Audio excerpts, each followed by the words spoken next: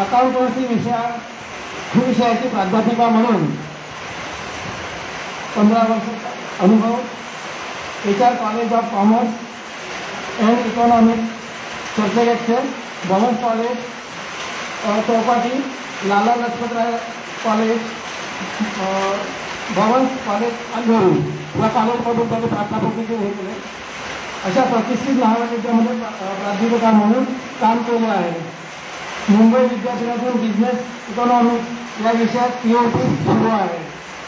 आंतरराष्ट्रीय अर्थकारण या विषयावर साप्ताहिक वेळ, मुंबई तरुण भारत आणि एकता मासिक इत्यादी ठिकाणी त्यांनी प्रकाशित आपले लेख प्रकाशित केलेले आहेत.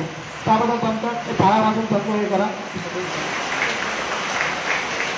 आता वक्त्याला विनंती आहे की त्यांनी आपलं भाषण द्या.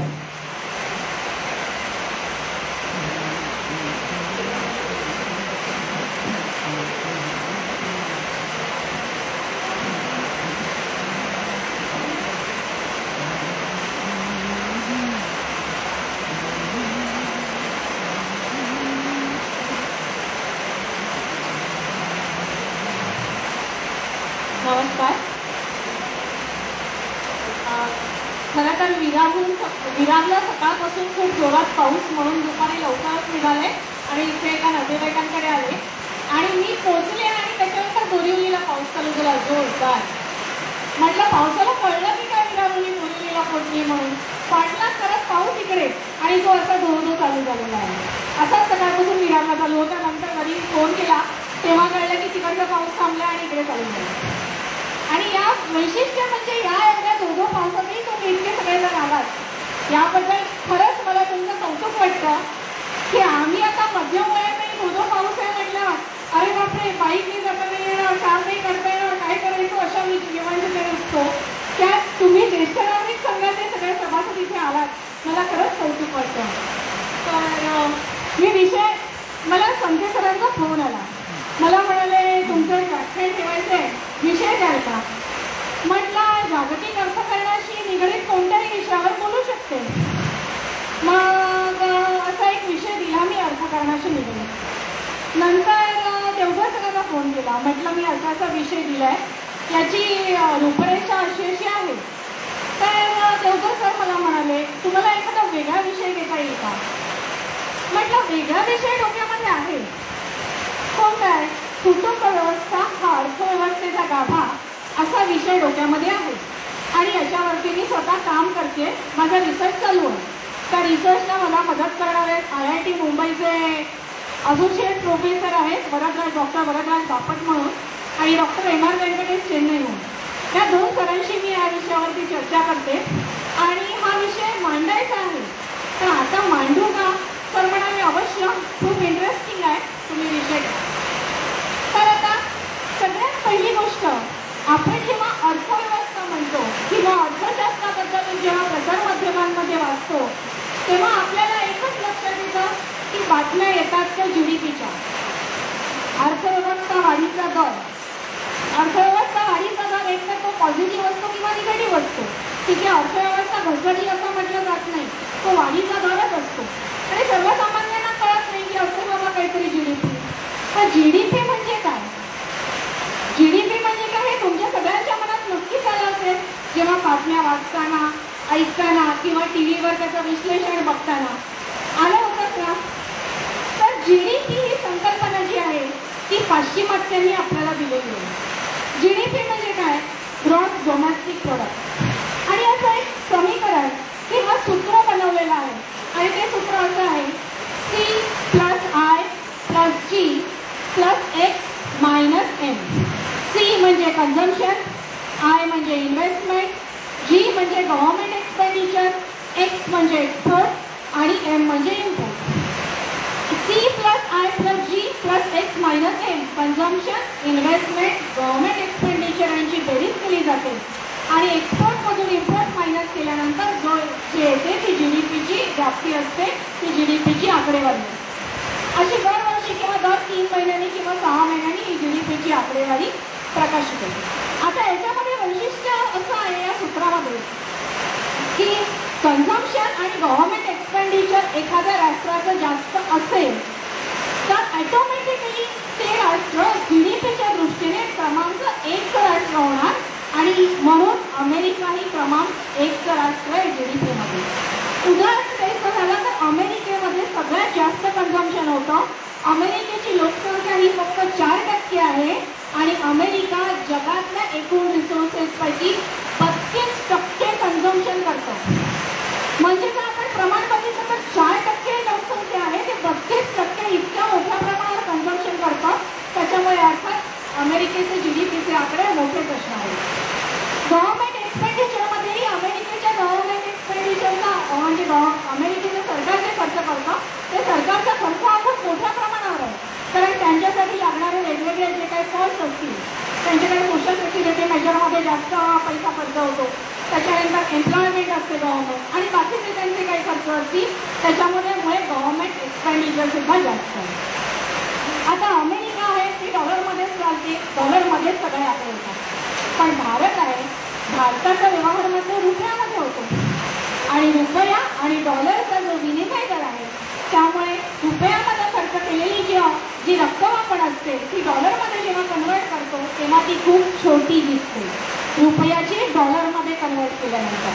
पण डॉलरची रुपयामध्ये कन्वर्ट केल्यानंतर रक्कम जास्त होते. उदाहरणार्थ एक मेथीची जुडी अमेरिकन मॉलमध्ये $2 मिळते. आता सध्या आपला विनिमय दर आहे $1 बरोबर 86 रुपये, 86-87 दरम्यान आहे. 86 रुपये पकडले म्हणजे 86 रुपये पकडले तर तीच मेथीची जुडी किती रुपयाला पडली? 170 पेक्षा जास्त. आणि आपल्याकडे वास्तविक किती रुपयाला मिळते मेथीची जुडी? 20 रुपयाला. म्हणजे आपण आपल्या मेथीच्या जुडीचा अमेरिकन डॉलरमध्ये जर किंमत केली तर ती फारच कमी येईल. आणि अशा प्रकारे आपलं कन्झम्पशन जेव्हा अमेरिकन डॉलरमध्ये जातं तेव्हा त्याची व्याप्ती ही अतिशय लहान असते. आणि तरीही आज भारत 5व्या क्रमांकाची अर्थव्यवस्था आहे GDPच्या. आणि हे सगळे जे काही दिलेल्या संकल्पना ज्या आहेत त्या पाश्चिमात्य अर्थशास्त्रज्ञांनी दिलेल्या आहेत. आता ह्या GDP मध्ये 5व्या क्रमांकावर जर भारत आहे तर पहिले 4 कोण आहेत? पहिल्या क्रमांकावर आहे अमेरिका, दुसऱ्या क्रमांकावर आहे चीन, तिसऱ्या क्रमांकावर आहे जर्मनी, चौथ्या क्रमांकावर आहे जपान आणि 5व्या क्रमांकावर आहे भारत. आता सध्या जागतिक अर्थकारणामध्ये परिस्थिती अशी आहे जवळजवळ सगळेच अर्थतज्ञ म्हणतात American economy is on the वर्ज ऑफ कोलॅप्स. अमेरिकन इकॉनॉमी ही कोसळण्याच्या मार्गावर आहे. दुसऱ्या क्रमांकावर असलेल्या चीनमध्ये स्लो डाऊन ऑफ इकॉनॉमी सुरू झालेला आहे. त्यांच्या रिअल इस्टेट सेक्टरला खूप मोठा फटका बसलेला आहे. आपल्या प्रसारमाध्यमांमध्ये या बातम्या येत नाही पण जे जागतिक अर्थकारणाचा अभ्यास करतात त्यांना या दृष्टीने माहिती आहे. जर्मनीमध्ये रिसेशन चालू आहे.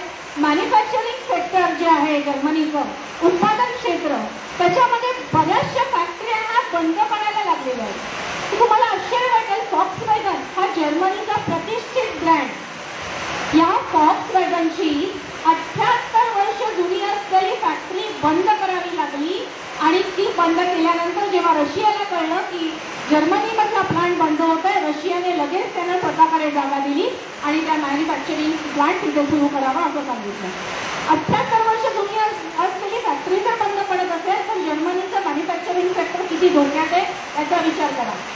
चौथ्या क्रमांकावर असलेला जपानही स्लो डाऊन ऑफ इकॉनॉमी सध्या फेस करतोय आणि जपानचा बर्थ रेट कमी झाल्यामुळे जपानमध्ये काम करण्यासाठी माणसं नाही. जपानने भारताला सांगितलंय तुमच्याकडून आम्हाला स्किल्ड वर्कर्स पाठवा. म्हणजे 4ही पहिले देश जे GDPच्या दृष्टीने पहिल्या 4 क्रमांकावर आहेत त्यांच्या अर्थव्यवस्था तितक्याशा चांगल्या काम करत नाही. आणि 5व्या क्रमांकावर असलेला भारत ही फास्टेस्ट ग्रोईंग इकॉनॉमी आहे. संपूर्ण जगाचा अर्थव्यवस्था वाढीचा सरासरी दर हा 3% सांगितला गेला. तो भारतासाठी 6.5% हा आंतरराष्ट्रीय नाणेनिधी आणि वर्ल्ड बँकेचा. म्हणजे बाकीच्या इकॉनॉमीच्या पहिल्या टॉप 4 आहेत त्या चांगली अर्थव्यवस्थेची कामगिरी करत नसताना भारत मात्र अर्थव्यवस्थेची खूप चांगली कामगिरी करतो. असं काय आहे भारतामध्ये की भारत चांगली कामगिरी करतो?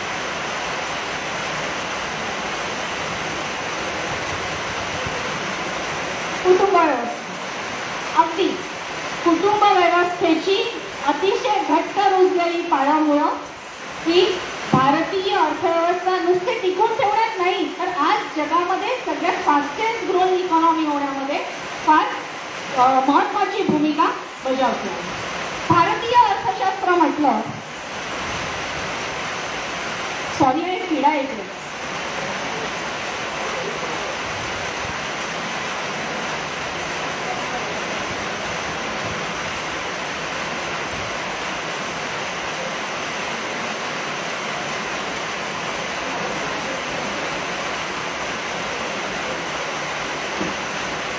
मला ते डिस्टर्ब झालं असतं सारखं.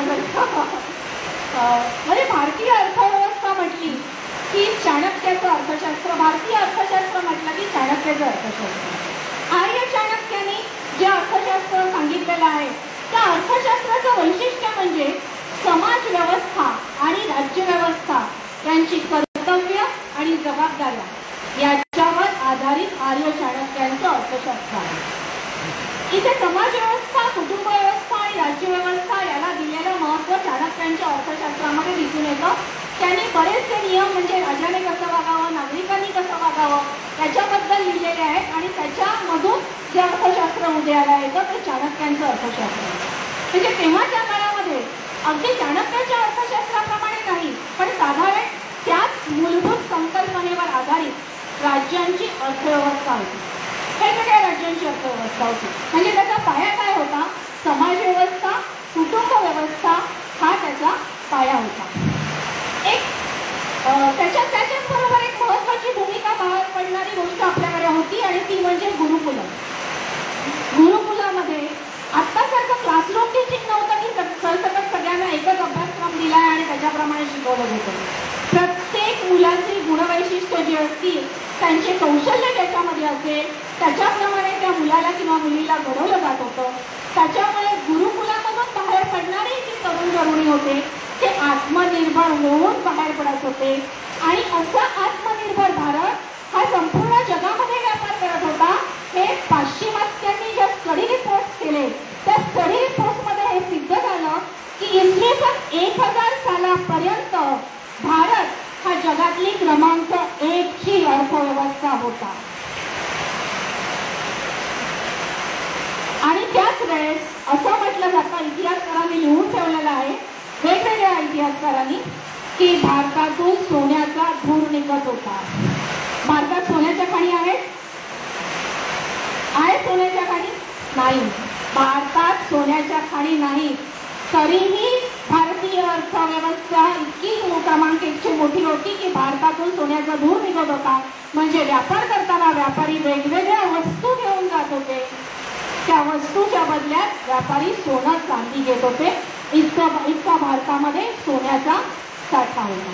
म्हणजे जेव्हा पाश्चिमात्यांचे GDP, demand, supply, market economy, indices अशा कुठल्याही संकल्पना अस्तित्वात नव्हत्या तेव्हा भारत क्रमांक 1 ची अर्थव्यवस्था होती. नंतर वसाहतवाद आला. पहिल्यांदा मुघल आक्रमकांनी भारतावरती राज्य केलं आणि त्याच्यानंतर वसाहतवादी इंग्रज आणि पोर्तुगीज भारतात आले आणि संपूर्ण जगामध्ये बघितलं तर इंग्रज, पोर्तुगीज, डच, फ्रेंच यांनी वेगवेगळ्या राष्ट्रांमध्ये आपल्या वसाहती स्थापन केल्या.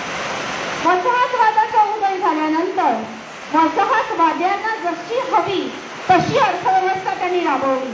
म्हणजे उदाहरणार्थ जिजियासारखा कर घ्यावा किंवा इंग्रजांनी लादलेले जे अन्यायकारक कर असतील ते कर त्यांनी फक्त स्वतःचा खजिना भरावा यासाठी लावले होते. त्यांना भारताच्या किंवा भारतीय अर्थव्यवस्थेची काहीही देणं देणं नव्हतं. त्यांचा उद्देश फक्त लूट हाच होता.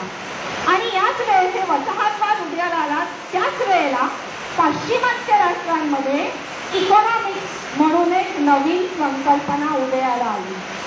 आर्य चाणक्यांचं अर्थशास्त्र फार आधीच आहे आणि इकॉनॉमिक्स ही संकल्पना जी उदयाला आली ती फार नवीन संकल्पना आहे.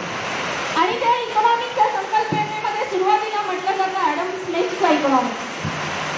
ॲडम स्मिथचं इकॉनॉमिक्स, मग केन्सचं इकॉनॉमिक्स, हॅट आणि सॅम्युएल्सनचं इकॉनॉमिक्स असं वेगवेगळ्या थेअरी तिकडे डेव्हलप होते.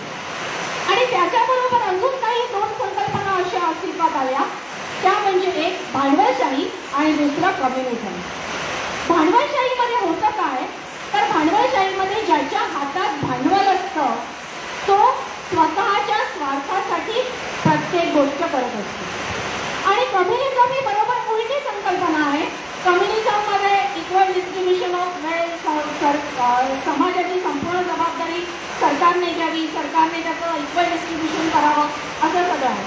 पण ह्याच्यामध्ये वैशिष्ट्य असं की पाश्चिमात्य अर्थशास्त्रज्ञ हे अब्राहमिक पंथामधून आलेले होते. त्या अब्राहमिक पंथामध्ये कुटुंब व्यवस्था किंवा समाज रचना याला कुठलीही किंमत नव्हती.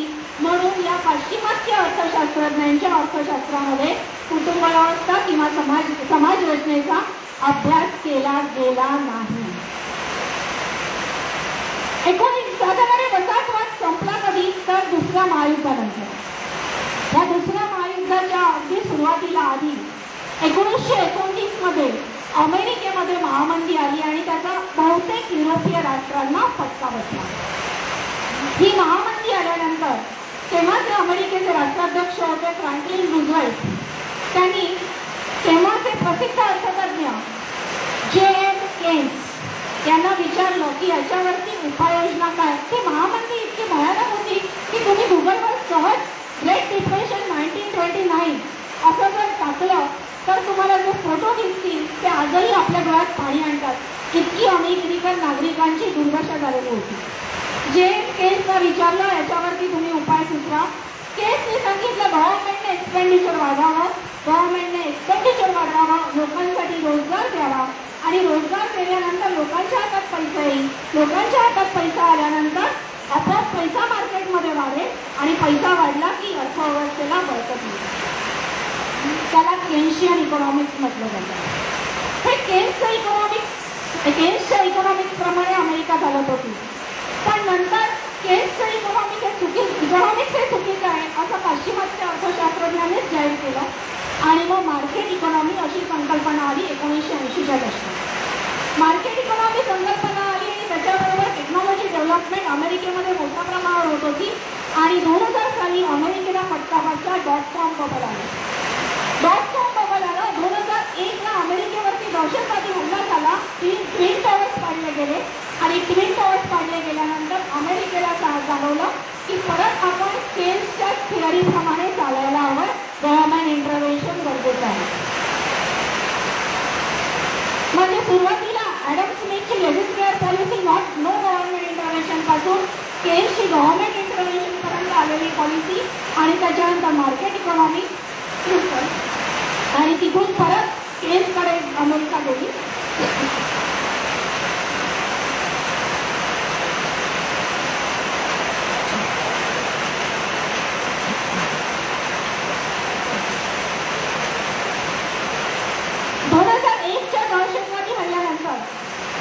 जरी गव्हर्नमेंट इंटरव्हेन्शन गरजेचं असलं तरी अमेरिकेने अजून एक गोष्ट केली, फ्री क्रेडिट अवेलेबल केलं. Free credit easy loan. आता आपण जेव्हा कोणतंही लोन काढतो, लोन घेतो, तेव्हा आपला सिबिल स्कोअर, सॅलरी स्लिप आणि बरेच आपल्या डॉक्युमेंट बघितले जातात. पण तसं न करता अमेरिकेमध्ये सहज क्रेडिट कार्ड वाटली गेली. होम लोन सुद्धा कुठल्याही कारणाशिवाय, कुठल्याही गॅरंटीशिवाय होम लोन दिली गेली आणि अमेरिकन मार्केटमध्ये मोठ्या प्रमाणावर पैसा आला. पण याचा अर्थ अमेरिका एकदम सुदृढ इकॉनॉमी असायला हवी होती, पण तसं झालं नाही. 2008ला सबप्राईम क्रायसिस झाले. लोकांना घेतलेली लोन फेडणं कठीण झालं. ऑक्टोबर 2008 मध्ये आपल्याकडे दिवाळी होती. अगदी लक्ष्मीपूजनाचा दिवस होता. मला आठवतंय स्टॉक मार्केट उघडलं होतं स्वतःसाठी मुहूर्ताचे ट्रेडिंग करायला आणि अमेरिकेहून बातमी आली, लेमन ब्रदर्स या इन्व्हेस्टमेंट बँकांनी स्वतःची बँक्रप्सी डिक्लेअर केली. 15 मिनिटात मुहूर्ताचे ट्रेडिंग बंद झाले. इतकी ती शॉकिंग न्यूज होती. 2008ला अमेरिकन अर्थव्यवस्थेने फार मोठा धक्का सहन केला. म्हणजे पाश्चिमात्य अर्थशास्त्रज्ञ वेगवेगळे सिद्धांत मांडतात, वेगवेगळ्या थिअरी मांडतात, पण कुठलंही फुलप्रूफ सोल्युशन त्यांना मिळालेलं नाही की जेणेकरून त्यांच्याकडे कुठल्याही प्रकारे आर्थिक संकट येणार नाही. आणि 1929 आणि आता 2025 जवळजवळ 100 वर्ष होती महामंदीला आणि पुन्हा अमेरिका त्याच महामंदीच्या ऑन द वर्ज ऑफ दॅट ओनली. अशा कडेवरती येऊन पोचलेला. आणि तुम्हाला अजून एक महत्त्वाची गोष्ट सांगायची, 1990 मध्ये भारत हा फ्रॅजाईल 5 इकॉनॉमीमध्ये होता, नाजूक असलेल्या 5 इकॉनॉमीमध्ये होता. पण 1990 मध्ये असं काही घडलं नाही की भारतीय नागरिकांना फटका बसेल. 2008च्या सबप्राईम क्रायसिसमध्ये अमेरिकेचे नागरिक अक्षरशः रस्त्यावर आले, कारण होम लोन घेतलेल्यांची गरज होती. पण 1990ला भारताची अर्थव्यवस्था नाजूक अर्थव्यवस्था आहे म्हणून IMFने बेलआउट पॅकेज दिलं. पण भारतातला कुठलाही नागरिक रस्त्यावर आला नाही. कारण काय? भारताची समाज रचनेवर आधारित कुटुंब व्यवस्था आणि कुटुंब व्यवस्थेला भारतामध्ये असलेलं महत्त्व, विवाह संस्था, एकमेकांना सांभाळून घेणारी माणसं, त्याच्यामुळे भारतावर ती परिस्थिती आली नाही, जरी नाजूक अर्थव्यवस्था असली तरी. आणि हे पाश्चिमात्य अर्थशास्त्रज्ञांना आजपर्यंत कळलेलं नाहीये की अर्थशास्त्र म्हटल्यानंतर अर्थशास्त्र हा समाजामधूनच येतो आणि सामाजिक शास्त्राचा हा भाग असल्यामुळे समाजाचा आणि कुटुंब व्यवस्था म्हणून विचार करून अर्थशास्त्र बनवायला पाहिजे, असं अजूनही पाश्चिमात्य अर्थशास्त्रज्ञांना जाणवलेलं नाही. आदिमानवाचा विकास होत गेला तशाच संस्था उदयाला आल्या. आणि सगळ्यात पहिली उदयाला आलेली संस्था कोणती होती तर विवाह संस्था. आणि विवाह संस्थेबरोबर कुटुंब संस्था उदयाला आली. संस्था म्हटल्यानंतर आपल्या डोळ्यासमोर काय येतं? एखादी संस्था. आता ही ज्येष्ठ नागरिक संघ वजिरा बोरिवलीची संस्था आहे म्हटल्यानंतर माझ्या डोळ्यासमोर ज्येष्ठालयाचा हा हॉल येणार. म्हणजे एखादी जेव्हा आपण संस्था म्हणतो तेव्हा त्याची इमारत, त्याच्यानंतर त्याच्याबरोबरचे नियम, कायदे हे सगळे येतात. तसे न्यायव्यवस्था आपण म्हणतो तसं न्यायालय आले, न्यायाधीश आले, वकील आले, त्याच्याबरोबर आलेले न्यायालयाचे नियम. शैक्षणिक संस्था म्हटली की शाळा, महाविद्यालय, त्याच्याबरोबर येणारे ते नियम. तर जेव्हा आपण कुटुंब व्यवस्था म्हणतो तेव्हा कुटुंब व्यवस्थेच्या नियम, कर्तव्य आणि जबाबदाऱ्या ह्या खूप महत्त्वाच्या असतात.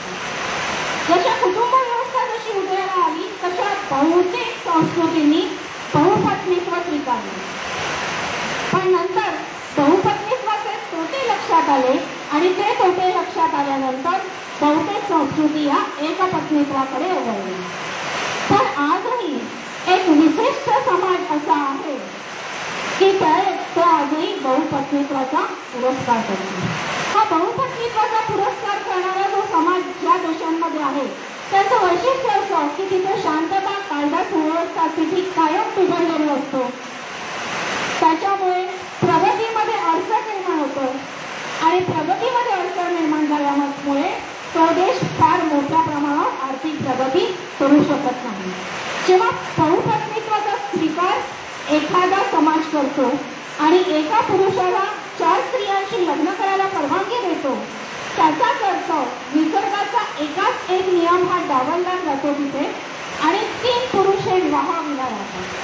जे तरुण वय असतं, ज्या तरुण वयात पुरुषांचे हार्मोन्स अतिशय उग्र स्वरूपाचे असतात, त्या वयामध्ये वासना न शमलेले असे तरुण हे हिंसक मार्गाकडे सहज खेचले जातात. आणि त्यात अस्मानी किताबाचा उल्लेख करून 72 अप्सरांची आभासी लालच दाखवून त्या तरुणांची डोकी भडकवली जातात. आणि त्यामुळे दहशतवाद संपूर्ण जगामध्ये दहशतवाद पोचण्यासाठी असे तरुण कायम उपलब्ध असतात. आणि त्यामुळे संपूर्ण जगाला, फक्त ठराविक देशाला नाही,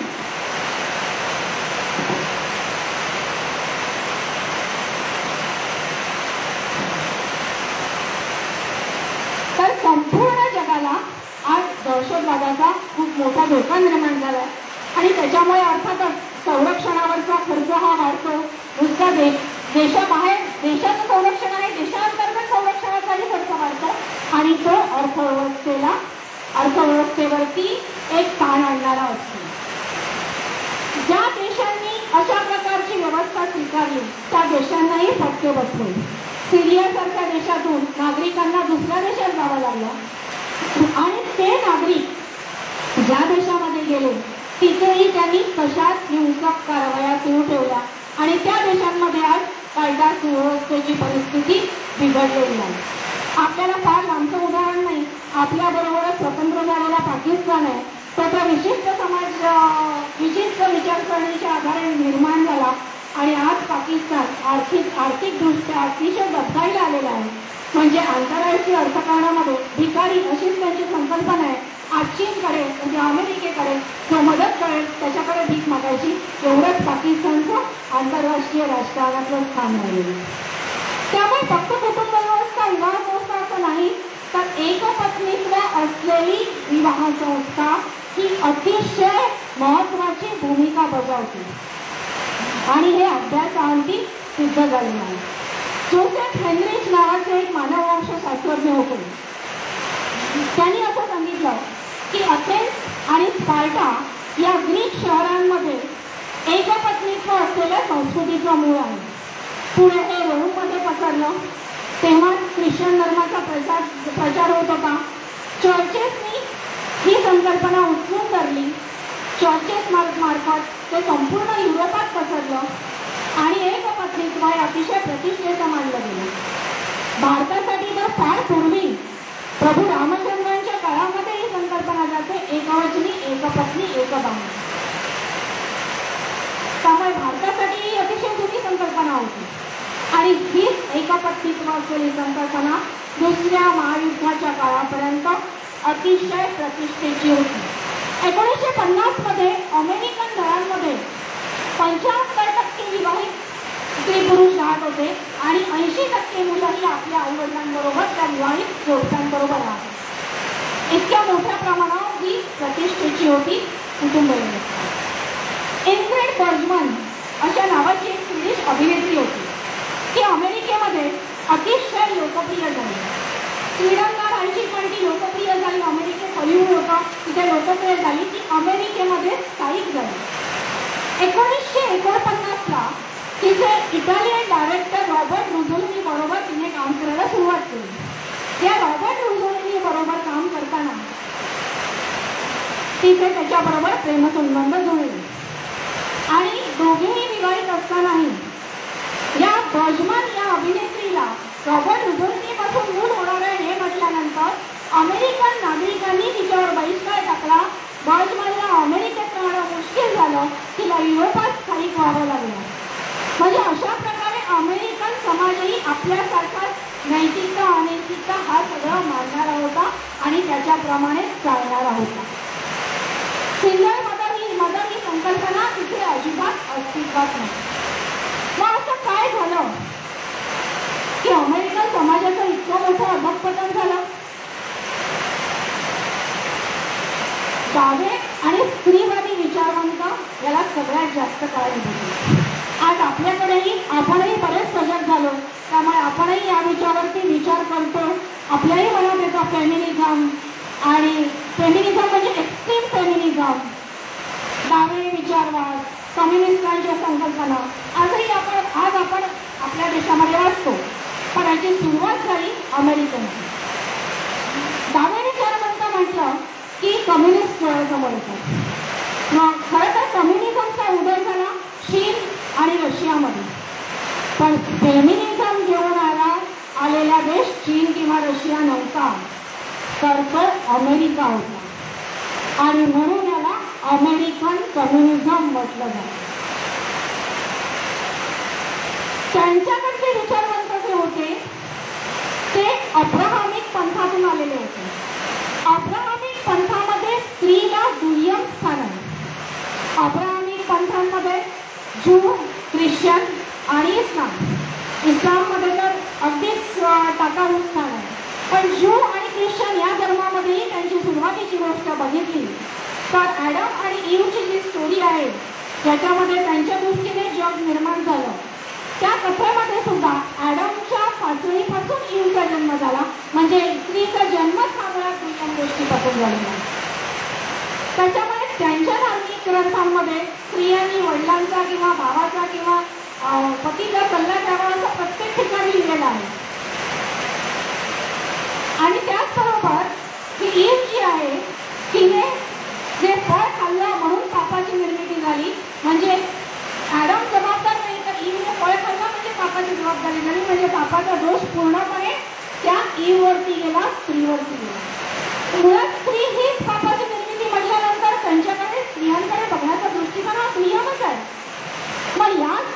विचाराची भारताला खरंच गरज होती का?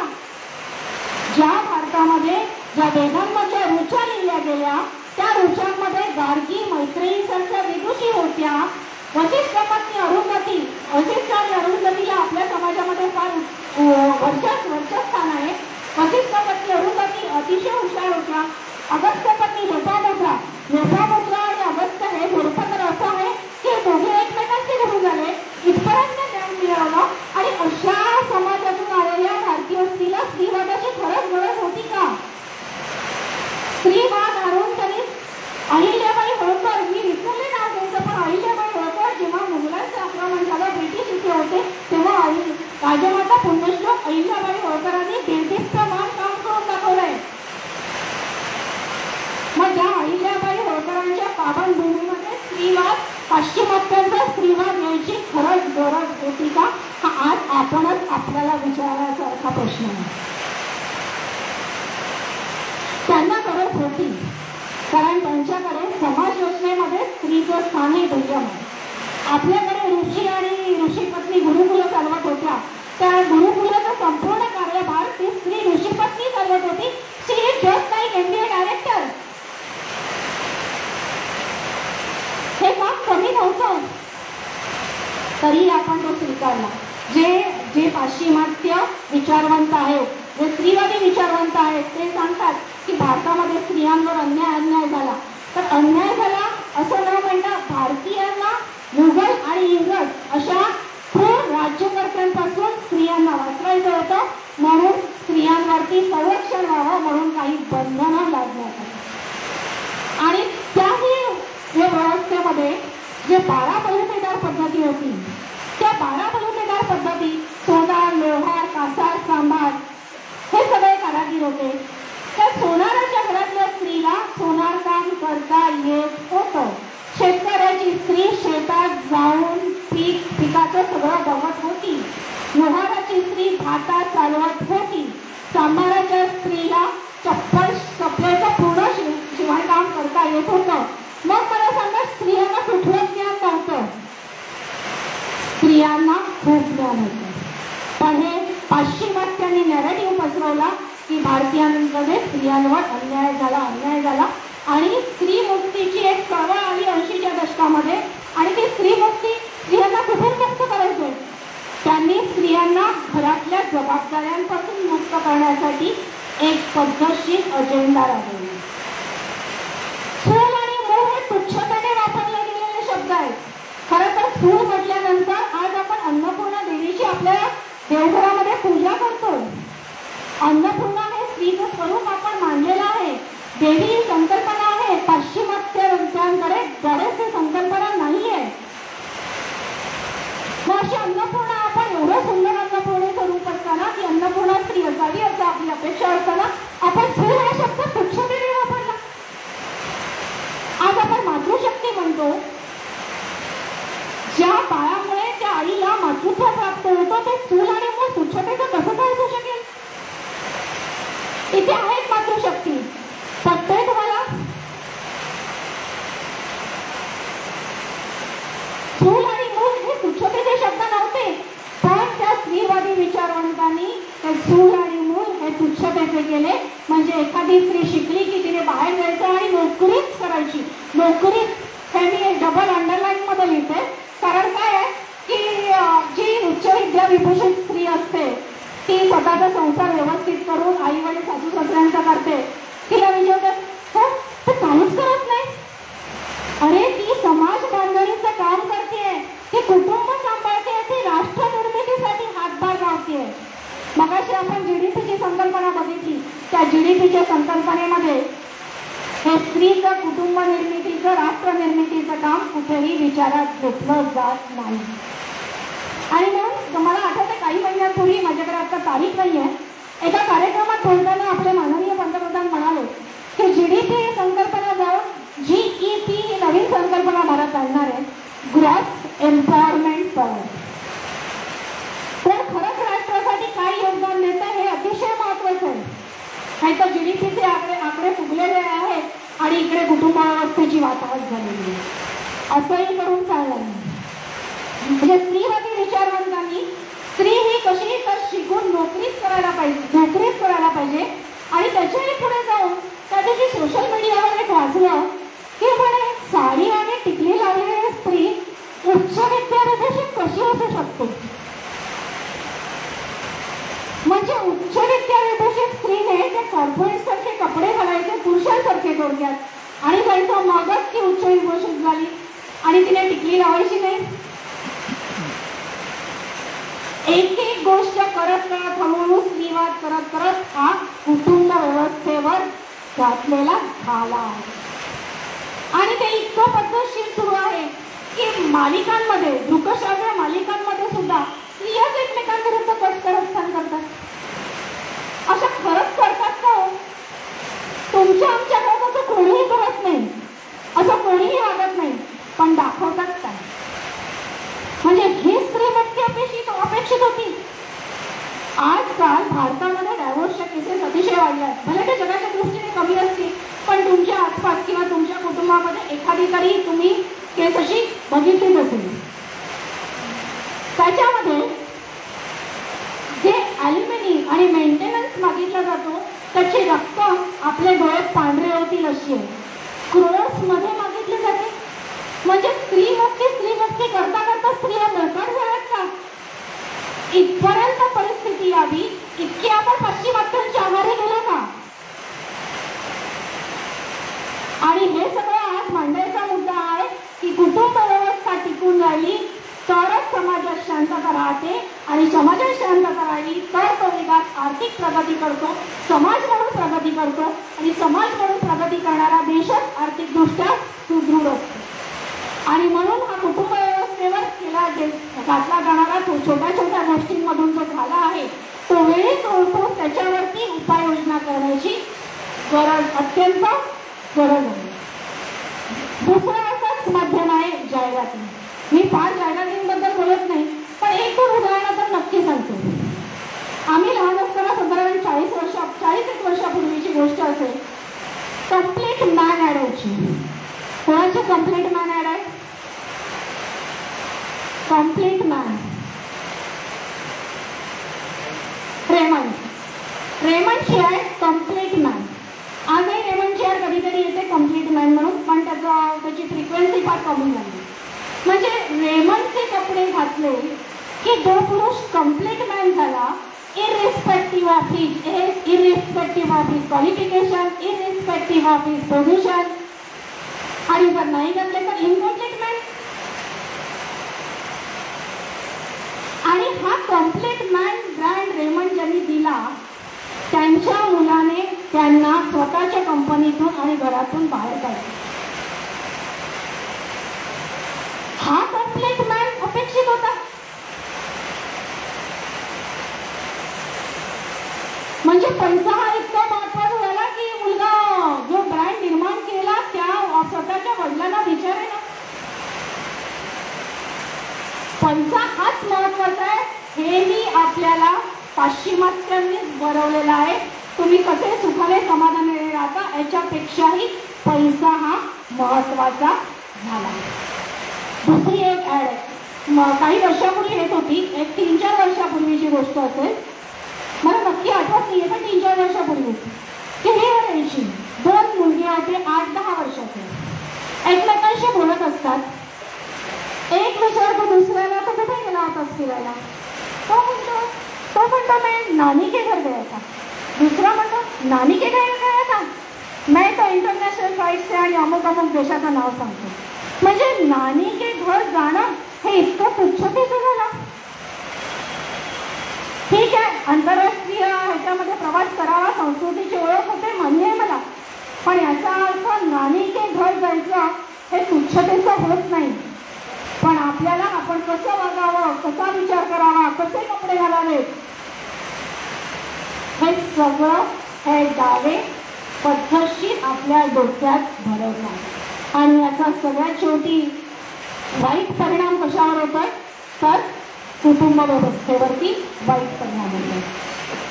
अमेरिकन समाज रचना ही आपण आधी बघितलं की अतिशय आपल्यासारखीच सगळ्या नैतिकता अनैतिकता सगळं पाहिलं आहे.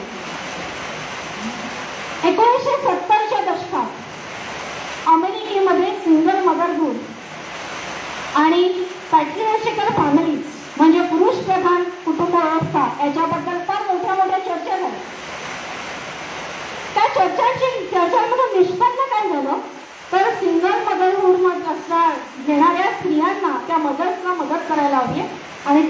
मुलांना मदत करायला लागली. ते थांबवावं असा निर्णय नाही झाला आणि याला नाव दिलं कल्याणकारी राज्याची संकल्पना. कल्याणकारी राज्याची संकल्पना असं नाव देऊन त्यांनी सगळ्यात पहिल्यांदा सिंगल मदर्सना मदत द्यायला सुरुवात केली. कल्याणकारी राज्य म्हणजे काय, तर कल्याणकारी राज्यामध्ये व्यक्तीच्या वैयक्तिक स्वार्थाला जास्त महत्त्व दिलं जातं आणि त्यामुळे व्यक्तीची कर्तव्य आणि जबाबदाऱ्या ती व्यक्ती पार पाडत नाही. तर ह्या जबाबदाऱ्या कोण घेतं, शासन त्या जबाबदाऱ्या. म्हणजे समाज रचना म्हणून जी काही कर्तव्य आणि जबाबदाऱ्या पार पाडायला पाहिजे त्या व्यक्तीच्या जबाबदाऱ्या शासन घेतं. आणि याचं मूळ कारण हे अमेरिकन राज्यघटनेमध्ये आहे. कारण अमेरिकन राज्यघटनेमध्ये व्यक्ती स्वातंत्र्याला अवास्तव महत्त्व दिलेलं आहे. एक वेळ कुटुंब व्यवस्था उद्ध्वस्त झाली तरी चालेल, पण व्यक्तीचे वैयक्तिक हक्क जपले पाहिजे असं अमेरिकन विचारवंतांचं मत आहे. 1984 मध्ये मर्फी ब्राउन नावाची एक अमेरिकेमध्ये सिरियल आहे. हे मर्फी ब्राउन मध्ये मर्फी ब्राउन नावाचं त्याच्यामध्ये स्त्री पात्र होतं आणि ती महिला पत्रकार होती. ही महिला बंडखोर पत्रकार होती, बंडखोर विचाराची होती. तिने एकल पालकत्वाचा म्हणजे सिंगल मदर होण्याचा निर्णय घेतला.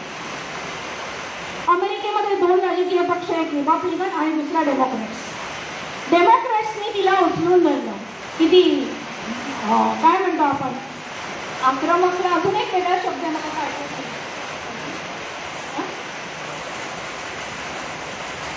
किती आधुनिक विचारसरणीची स्त्री आहे की जी एकल पालकत्व सिंगल मदर होण्याला तयार आहे. पण अमेरिकन समाजाला हे पटलं नव्हतं.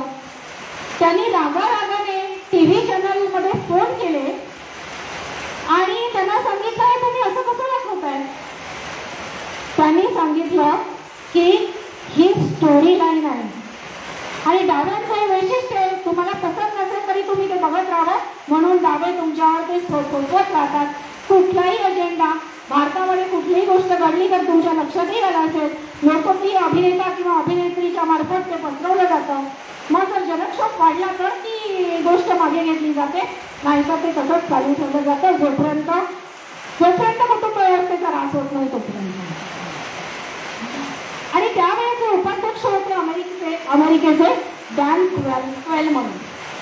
त्यांनी सांगितलं की मर्फी ब्राउन या पात्राचं ग्लोरिफिकेशन करून डेमोक्रॅट अमेरिकन कुटुंब व्यवस्था उद्ध्वस्त करत आहेत.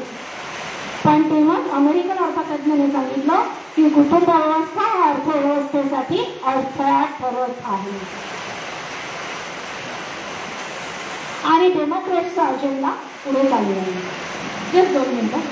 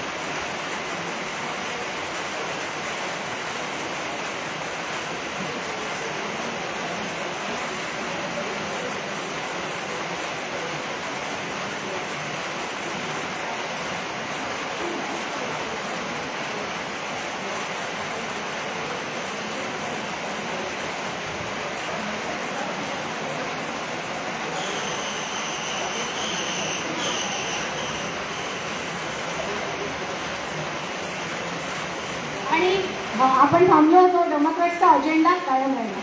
आणि एक वैशिष्ट्य असतं की राजकीय पक्षांना वोट बँक म्हणून एखादं मिळालं, एक पॉप्युलेशन मिळालं की त्या अनुषंगाने त्यांची धोरणं येतात.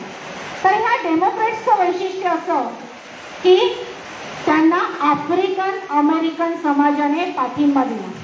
विशेषतः आफ्रिकन अमेरिकन महिलांनी त्यांना पाठिंबा दिला आणि आफ्रिकन अमेरिकन महिलांची 95% मतं ही डेमोक्रॅट्सना मिळाली. आणि त्याच्यानंतर अशा प्रकारे नैतिकतेला धरून नसलेल्या वैयक्तिक वर्तनाला डेमोक्रेट्सनी प्रत्येक वेळेला पाठिंबा दिला. त्याच्यामुळे इथे प्रश्न निर्माण होतो की सिंगल मदर आहे म्हणजे कौटुंबिक जबाबदारी नाही, मग अशी जबाबदारी कोण घेतो? तर शासन ही वडील म्हणून जबाबदारी दिली.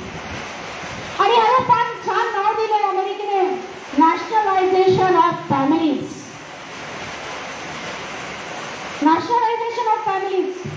आणि सिंगल मदर्सना भत्ता मिळतो, त्यांच्या मुलांना भत्ता मिळतो म्हणून झालं असं की आफ्रिकन अमेरिकन समाजातल्या महिला ज्यांचे असे सिंगल मदरचं प्रमाण 24% होतं ते आता 75% आहे. म्हणजे आफ्रिकन अमेरिकन समाजातल्या 75% मुलांना आपले वडील कोण आहे हेच माहिती. म्हणजे वडिलांची जबाबदारी कोणी घेतली? शासनाने घेतली.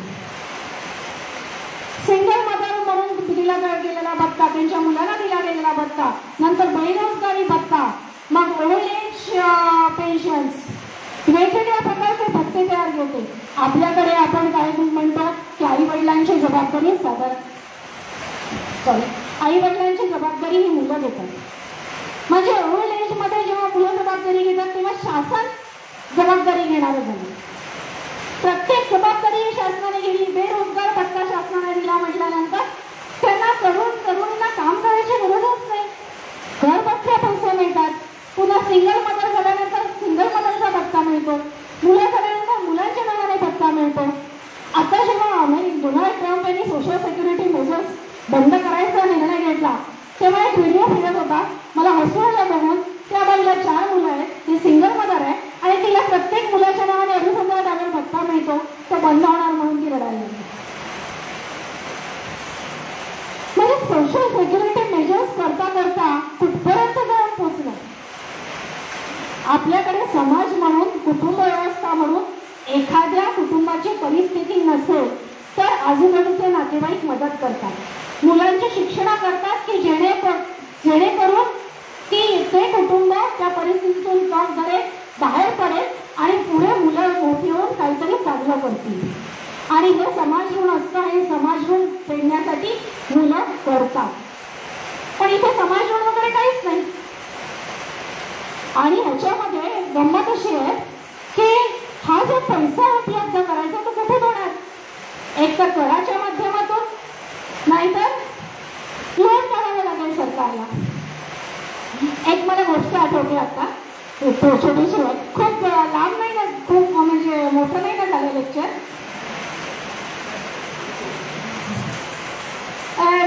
ती ग्रॉस हॉपरची स्टोरी तुम्हाला, ग्रॉस हॉपर अँड तुम्हाला माहिती असेल. तो असा वायरिंग घेऊन बसलेला असतो आणि तो त्या मुंग्यांना विचारलं करतो की मेहनत करण्याचे काय फायदा. हिंदीमध्ये पण ती आहे, इंग्रजीमध्ये आहे. तर त्या बिचारे काम करत असतात. ते सगळं वातावरण पाश्चिमात्य देशातलंच आहे. तिकडे पानगळ होते.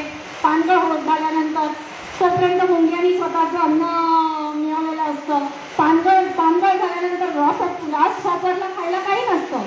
तो बिचारा मुंग्यांकडे बघायला लागतो. मुंग्या त्याला घेऊन जातात, पण त्याच्यामधून तो ते शिकत मात्र नाही. हीच गोष्ट जर आज घडली तर काय होईल? गव्हर्नमेंट ग्रास हॉपरच्या नावाने वेगवेगळे फंड डिक्लेअर करेल. ग्रास हॉपरला कशी मदत करायची त्याच्यासाठी गव्हर्नमेंट वेगवेगळ्या योजना काढेल आणि त्याच्यासाठी कर कोणावर लागेल? मुंग्यांवर. आपण ते मुंगे आहोत, आपण शिस्तप्रिय राहतो, आपण ते कर भरतो, वेळच्या वेळी वेगवेगळ्या प्रकारचे कर भरतो आणि सरकार दरबारी पैसे जमा करतो. तसेच अमेरिकन नागरिक जे कर भरतात त्यांचा पैसा सोशल सिक्युरिटी मेजर्सला वापरला जातो. मी स्पेसिफिक सोशल सिक्युरिटी मेजर्सला वापरला जातो असं का म्हणते, तर अमेरिकन सरकारचा जो खर्च आहे त्याच्यात सगळ्यात मोठा वाटा 79% हा सोशल सिक्युरिटी मेजर्सचा आहे. आपल्या देशामध्ये गव्हर्नमेंट एक्सपेंडिचरमध्ये सगळ्यात जास्त वाटा हा गव्हर्नमेंटच्या एम्प्लॉईजचा आहे. तोही काहीतरी 20% आसपास असेल, 20-28%, त्याच्यापेक्षा जास्त नाही. पण अमेरिकेमध्ये गव्हर्नमेंट एक्सपेंडिचरमध्ये सगळ्यात जास्त वाटा सोशल सिक्युरिटी मेजर्सचा आहे. वेगवेगळ्या प्रकारचे लोकांना दिले जाणारे कल्याणकारी योजनांचे पैसे. म्हणजे डावे विचारवंत, स्त्रीवादी विचारवंत यांनी जसं कुटुंब व्यवस्थेवर आघात करून अर्थव्यवस्थेवर आघात केला त्याच्यामध्ये सगळ्यात महत्वाची भूमिका बजावली या कल्याणकारी योजना राबवणाऱ्या राष्ट्रांनी. आणि ते अमेरिका करते म्हणून ते बाकीच्या युरोपीय देशांमध्येही लागू झालं. आज स्पेन, पोर्तुगाल, जर्मनी यांच्यासारखी राष्ट्र जी आहेत ती कर्जबाजारी होण्याच्या मार्गावर आहे. स्वतः अमेरिका उद्ध्वस्त होण्याच्या मार्गावर आहे. सोशल सिक्युरिटी मेजर्स मधला अमेरिकेचा तोटा हा $73 ट्रिलियन आहे. 1 ट्रिलियन म्हणजे एकावरती 12 शून्य. $73 ट्रिलियन सोशल सिक्युरिटी मेजर्स मधला वर्ग अमेरिकेचा तोटा आहे. आणि अमेरिकेची इकॉनॉमी किती? GDP तर अमेरिकेची इकॉनॉमी आहे $30 ट्रिलियन. अमेरिकेचं कर्ज आहे $37 ट्रिलियन, 125% कर्ज. आणि त्या सोशल सिक्युरिटी मेजर्सचा तोटा $73 ट्रिलियन. आज अमेरिका कोसळली का नाही? अमेरिका आजपर्यंत कोसळली नाही त्याचं कारण डॉलरला असलेलं वैशिष्ट्यपूर्ण स्थान. जागतिक अर्थकारणामध्ये आणि जागतिक राजकारणामध्ये डॉलरला जे वैशिष्ट्यपूर्ण स्थान आहे त्याच्यामुळे आजपर्यंत अमेरिकन अर्थव्यवस्था कोसळली नाही. अमेरिकेला कर्ज कोण देतं? वेगवेगळे देश आहेत ते अमेरिकेचे बॉन्ड्स विकत घेतात, ते अमेरिकेला कर्ज देतात आणि त्यामुळे अमेरिका कोसळली नाही. पण कोरोनानंतर जी परिस्थिती आली त्याच्यानंतर रशिया युक्रेन युद्धानंतर खास करून रशियावरती जे सँक्शन आर्थिक निर्बंध लादले गेले त्याच्यानंतर हळूहळू करत प्रत्येक देशाने डॉलरपासून दूर जायचा निर्णय घेतला.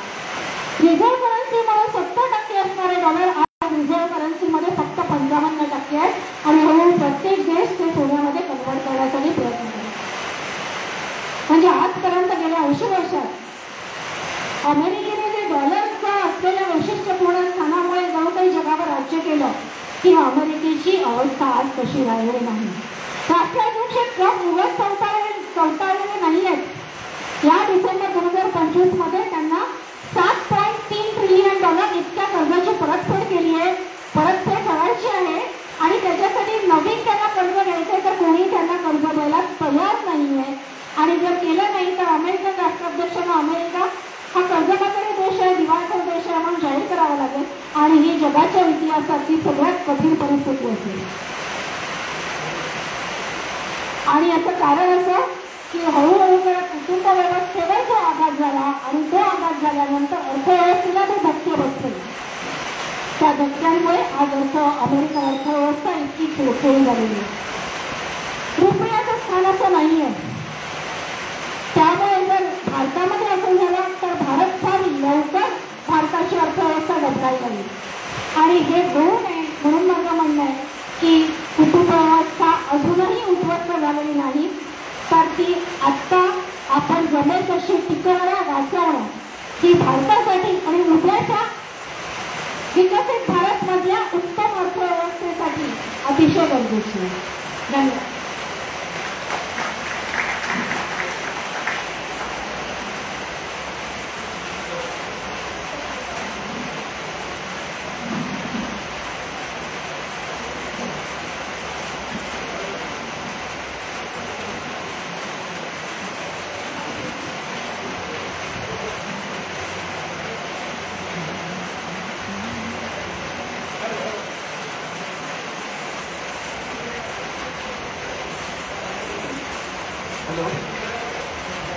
हॅलो, आता आपल्याला प्रश्न विचारायला हरकत नाही, त्याची उत्तरं देतील. मी सुरुवात करतो.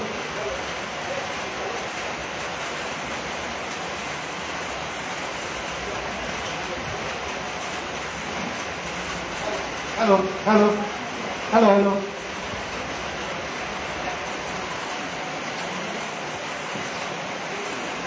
हॅलो हॅलो हॅलो सध्या मोदींच्या राज्यात डॉलरायझेशन हे चालू आहे.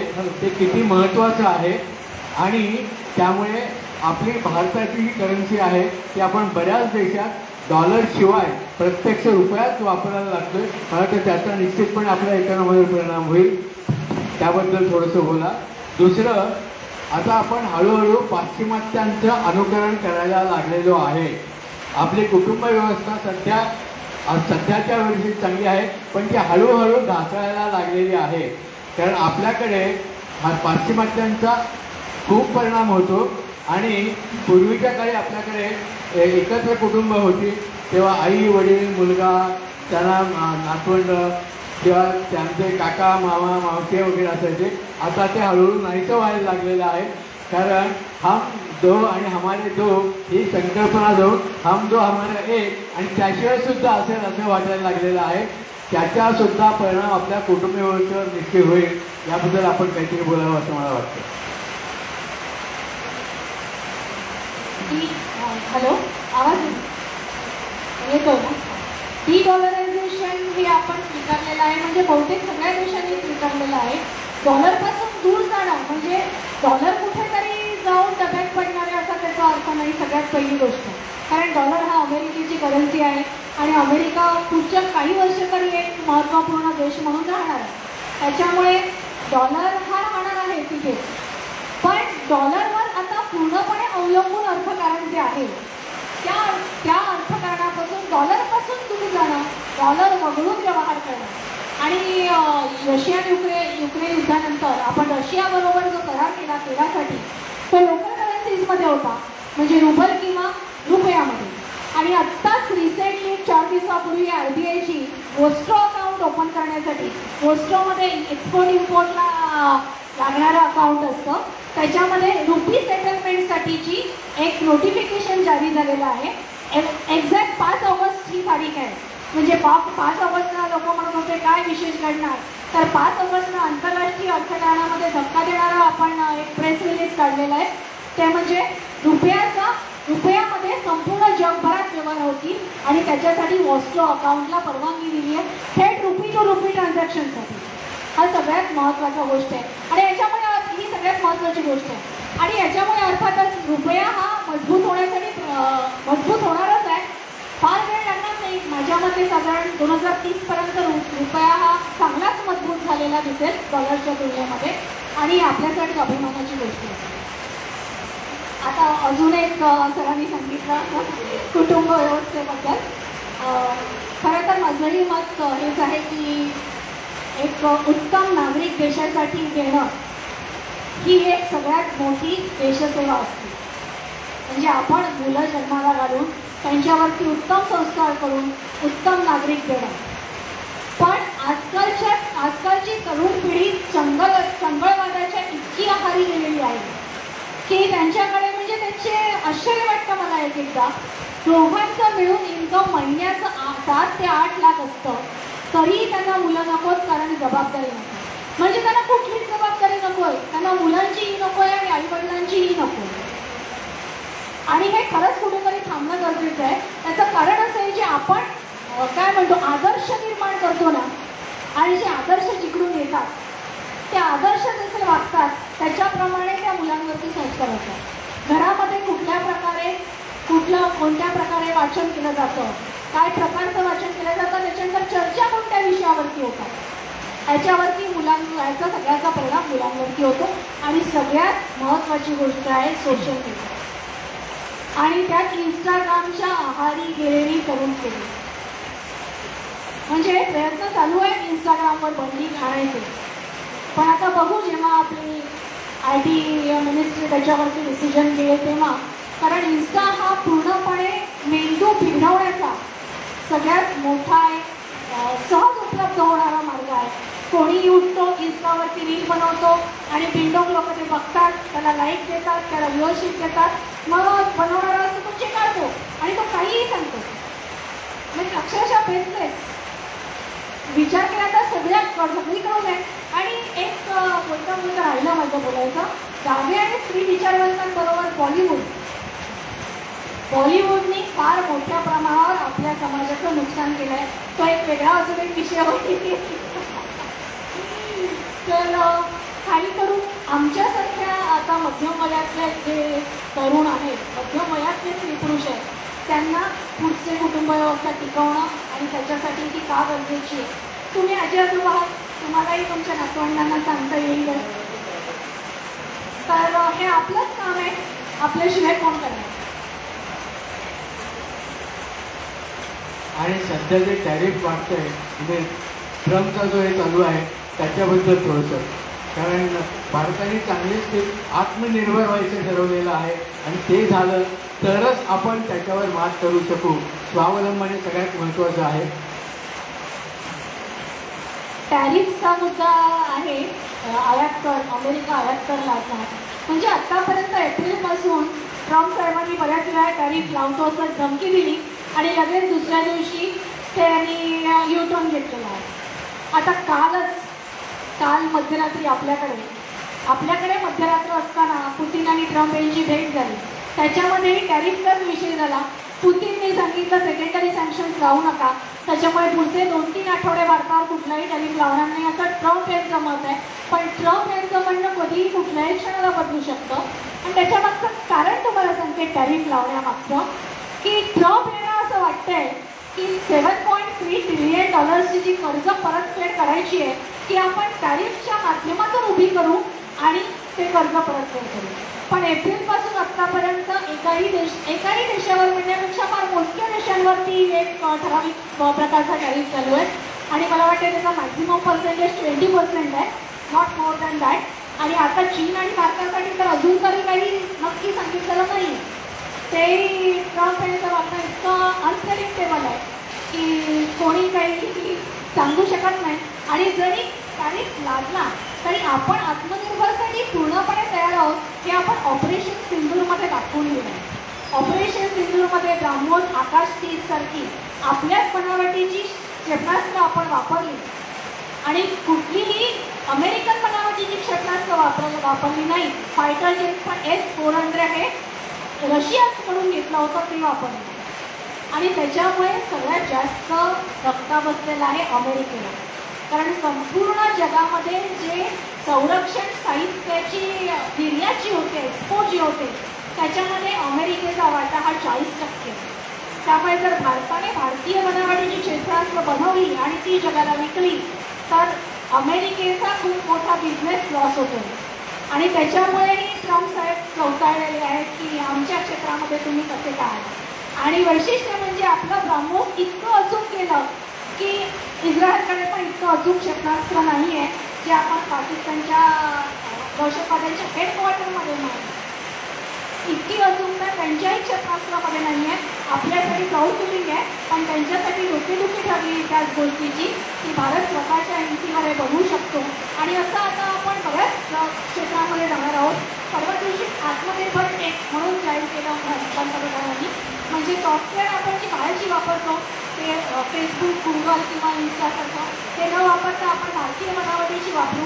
त्याच्यानंतर आत्मनिर्भर सेमीकंडक्टर हे जाहीर केलं. सेमीकंडक्टर हा इलेक्ट्रॉनिक्समध्ये लागणारा अगदी छोटा भाग आहे पण तो प्रत्येक इलेक्ट्रॉनिक वस्तूमध्ये असतो. म्हणजे आता मी माईक घेतला याच्यामध्ये पण सेमीकंडक्टर आहे. तर या सेमीकंडक्टरमध्ये आपण आत्मनिर्भर होतो आहे. छोट्या छोट्या गोष्टींपासून मोठ्या गोष्टींपर्यंत, सेमीकंडक्टरपासून मिसाईल्सपर्यंत, ॲग्रिकल्चरपासून ऑटोमोबाईलपर्यंत. टेस्लाला जरी परवानगी दिली असली तरी टेस्लावरचा टॅक्स बघा 28% गाडीवर 32 लाख टॅक्स आहे. म्हणजे आपण त्यांना परवानगी देऊ काम करायला पण तितकंच करूही मिळेल. आणि असा हा नवीन आत्मनिर्भर भारत फार वेळ लागणार नाही. कालचं भाषणही तुम्ही ऐकलं असेल. त्याच्यामध्ये अजून बरेच मुद्दे आले आत्मनिर्भरबद्दल. तर नक्कीच भारताचा हे खूप छान आहे विषय.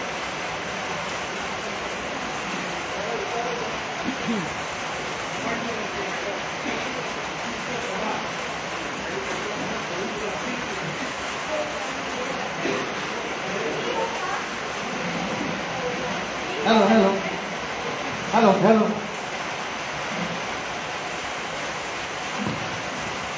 Hello hello. आपण जे बोललात एका विशिष्ट समाज आणि त्याच्यामध्ये बहुपत्नीत्व,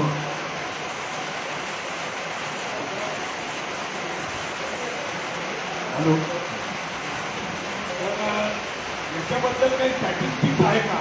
कारण प्रत्यक्ष धर्माने जरी त्यांना परवानगी दिली असली बहुपत्नीत्वाची तरी बहुतांशी लोक एकपत्नीवृत्तच पाळणारे मुस्लिम असावे असे आहेत जे मला माहिती आहे त्यानुसार. तर मला वाटतं की हा दुसऱ्या एका धर्माने केलेला अपप्रचार आहे की तिथे बहुपत्नीत्वाची चाल आहे. आपण याच्याबद्दल काही स्टॅटिस्टिक देऊ शकला तर बरं होईल. आणि दुसरी गोष्ट की हा जो समाज आहे, विशिष्ट समाज जो तुम्ही म्हणता तो, यांचं मार्जिनलायझेशन झालेलं आहे आपल्या देशामध्ये आणि तो गरिबीच्या खालच्या अवस्थेत चाललेला आहे.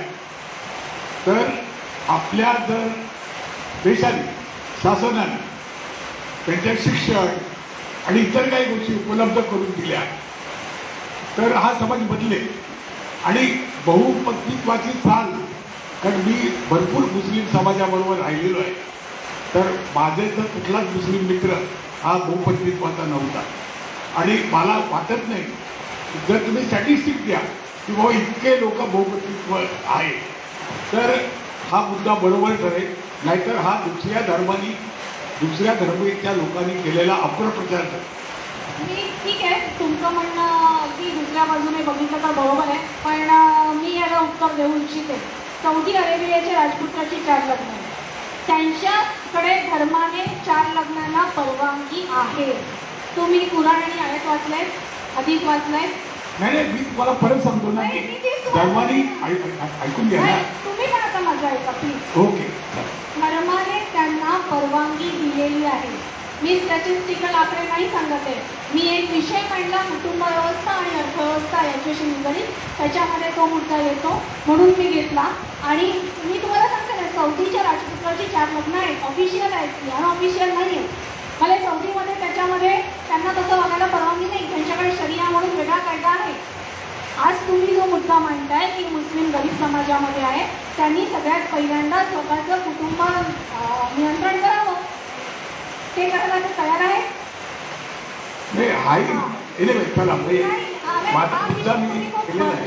भरतीकडे घेऊन चाललाय. माझा सांगण्याचा मुद्दा हा होता, सिरिया आणि पाकिस्तानमध्ये काय झालं हे बघा. बाकीचा विषय मला नाही करायचा आणि शासनाने कुठलीही जबाबदारी घेऊ नये याच मताची मी आहे. कारण हिंदूंची कुठलीही जबाबदारी, जो सगळ्यात मेजॉरिटी आहे धर्म, त्याच्याबद्दलची कुठलीही जबाबदारी शासन घेत नाही. हिंदूवर जे काही आहे ते स्वतःच्या पायावर उभे आहेत, ते स्वतः कष्ट करून आणि स्वतःचा विकास करून ते आज शासनाला पोरही बघतात. त्यामुळे सॉरी, मी नाही उत्तर देऊ शकतो.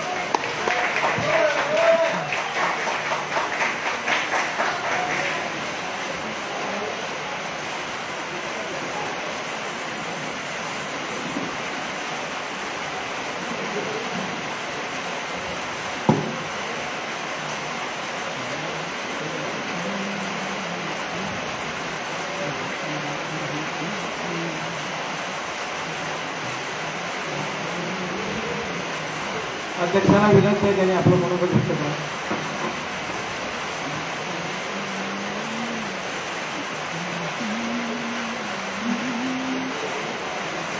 नमस्कार. हॅलो, नमस्कार. आज गौरीताईंनी सांगितलं की विषय क्लिष्ट होता, पण अतिशय चांगला विषय आहे की आपली जी कुटुंब व्यवस्था आहे ती अशीच टिकायला पाहिजे, वाढायला पाहिजे. ती हळूहळू नष्ट व्हायला लागलेली आहे. जी लक्षणं दिसत आहेत की आपल्याकडे आता लिव्हिंग रिलेशनशिप, सिंगल मदर होऊन त्यालासुद्धा हळूहळू आपण त्याकडे प्रवास करतो. हे अयोग्य आहे आणि आपल्या अर्थव्यवस्थेला ते निश्चितपणे घातक आहे, हे खरं आहे. कालच आपल्याकडे आपण 15 ऑगस्ट म्हणजे 78 वर्ष पूर्ण झाली स्वातंत्र्याला. त्यानिमित्ताने एक गोष्ट मला सांगायची वाटते की जपानचं उदाहरण महत्त्वाचं आहे. जपानवर अमेरिकेने बॉम्ब हल्ला केला, ते जपानचं खूप नुकसान झालं, पण जपान त्याच्यातून सावरला आणि आज त्यांची 4थी अर्थव्यवस्थेतल्या 4था नंबर आहे. आणि याचं मुख्य कारण म्हणजे त्यानंतर त्यांनी अमेरिकेकडून गवताची काडीसुद्धा घेतलेली नाही. ते स्वावलंबी झालेले आहेत आणि म्हणूनच त्यांची अर्थव्यवस्था चांगली आहे. खरं तर अतिशय एक वाईट गोष्ट आहे आपल्याकडे की आपलेच लोक आपल्याच लोकांच्या विरुद्ध लागतात. की इंग्रजांनी भारतावर 200 वर्ष राज्य केलं, ते कशाच्या जोरावर? ते आले तेव्हा फक्त 10,000 होते आणि 32 कोटी भारतीयांवर त्यांनी राज्य केलं. याचं कारण भारतीय लोक त्यांच्या सैन्यात सामील झाले. आणि डायरने जेव्हा सांगितलं फायर, तेव्हा आपल्या भारतीय सैनिकांनीच लोकांवर गोळीबार केला आणि 1300 लोकांना ठार मारलं. ही अतिशय चुकीची आणि वाईट मानसिक अवस्था आहे. आपलेच लोक आपल्याच लोकांविरुद्ध जातात आणि जसं आपले पंतप्रधान म्हणतात तसं नेशन फर्स्ट हे सगळ्यात असायला पाहिजे. जेव्हा केव्हा तरी स्वार्थाचा प्रश्न येतो तेव्हा आपली भारताची जे असतं ते दुसऱ्या नंबरवर जातं. हे अतिशय अयोग्य आहे. साधं उदाहरण, मतदानाच्या वेळेला सुद्धा लोक केवळ पैसे दिले, वस्तू दिले म्हणून येईल त्या उमेदवाराला मतदान करतात. हे अतिशय वाईट गोष्ट आहे आणि ती भारताच्या प्रगतीच्या दृष्टीने अतिशय घातक ठरणारी आहे. हे आपण बदलायला पाहिजे. आपली मानसिकता बदलायला पाहिजे. साधं उदाहरण सांगतो की हाँगकाँग आणि सिंगापूर असे देश आहेत की जिथे ब्रिटिशांनी प्रवेश केला होता पण त्यांच्या सैन्यात त्यांच्यामधला कोणीही सामील झाला नाही, कारण त्यांना त्यांच्याच लोकांविरुद्ध लढायचं नव्हतं. हे अतिशय महत्त्वाचं आहे.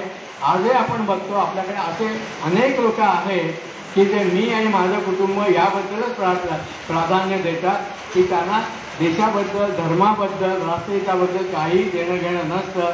ही मानसिकता बदलणं अतिशय महत्त्वाचं आहे आणि आवश्यक आहे. आज गौरीताईंनी अतिशय क्लिष्ट वाटणारा विषय खूप चांगल्या तऱ्हेने सांगितला, खूप चांगली उदाहरणं दिली. तेव्हा त्यांच्याकरता एकदा जोरदार टाळ्या वाजवून आपण त्यांना धन्यवाद देऊया.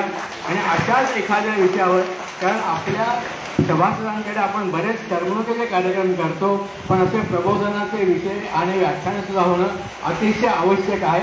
त्यामुळे आपल्या विचारांना चालना मिळते आणि आपल्या प्रगतीत त्याच्यात निश्चितपणे त्याच्यावर परिणाम होईल. मला वाटतं आता मी इथे थांबतो. धन्यवाद.